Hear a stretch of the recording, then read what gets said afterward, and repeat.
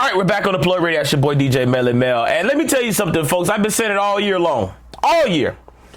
When everybody else switched up, everybody was switching their picks every week.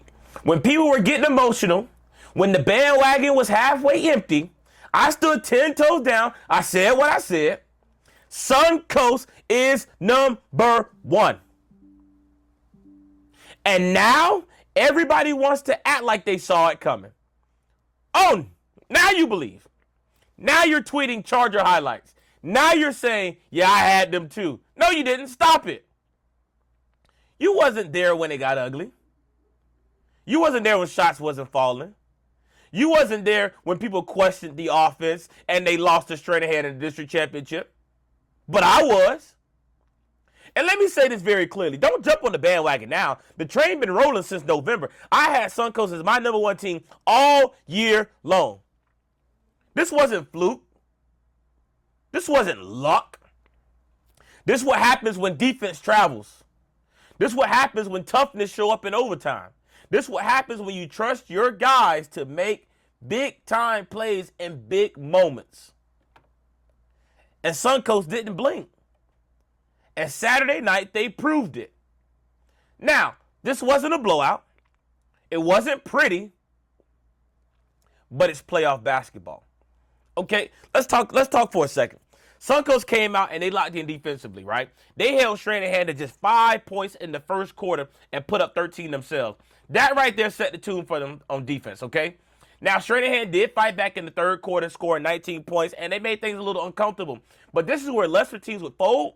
SUNCOAST didn't fold, nor did they panic. And overtime, championship DNA. This is what these guys, when they got together, said that they wanted to do. And when it got tight, when legs were heavy, when every possession mattered, the Chargers executed. They closed, they defended, and they rebounded. And they walked away with a 5-point win. Now, statistically speaking, 18 of 51, 35% from the field, 4 of 21, 19% from the three-point line, 11 of 35 from the free throw line, 31%. Those, let's be real, those are not pretty numbers. And if we want to win a state championship at SUNCOAST, we got to be better on those stat lines. But here's what happens in playoff basketball games. Here's what really win games. 29 rebounds. They controlled the boards. 10 steals. They dominated and put defensive pressure on those guards all night long. This wasn't an offensive masterpiece. I get it. But it was grit. Key performers, Jamari Harris. Now, let me tell you something. 13.6 rebounds, 5 steals. This kid, and I've said it all year long, does not get his flowers as being one of the best point guards in Palm Beach County. And I said that if him and Kyrie did get together, that would be the best backcourt in Palm Beach County. And they would give each other, and they would give people hell. Well, did I not say that? Yeah. He set the tone defensively, active hands, big plays. Another guy who has gone underneath the radar, and this is why he's been able to average 15 points a game and lead the SUNCOAST Chargers in points because everybody's so fixed up on everybody else. Aaron Horton, the senior, 15 points, shot 5 of 9, 50% from the floor, 71% from the free throw line. In a game where free throws matter, that's important. Okay? And another kid that needs to get a little bit of attention is Fritz Nesbitt. He had 4 points, but he had 4 rebounds and 3 blocks. That interior presence mattered in overtime. Okay? Now, here's what this win means. So let me say this clearly. When you win a playoff game shooting 35% from the field and 31% from the three-point line, that's tough. But that means your defense needs to show up.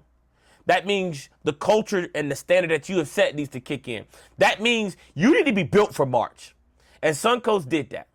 And now they improve in the win column, and they did it the hard way. Now, I do have to say something as we close here, because I've been saying SUNCOAST has been number one all year long, and I never wavered. And I'm not going to switch up now. But if you wasn't rocking with the Chargers in December, if you wasn't rocking with them in January, don't hop on in March, because this team don't need no more bandwagon fans. They need believers.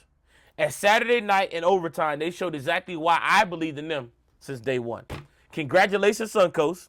Congratulations, Coach Powell. I know what this win means to you. This is the first. And I know when we got together early in the preseason and we talked, I know you had this in mind, so I'm just saying I'm extremely proud of everybody on that roster, from Buddy Oliver to Marquis James to my guy Coach Ish, everybody, that whole staff, man. You guys did an amazing job, but the job is not done. Let's bring home that state championship in basketball at Suncoast High School.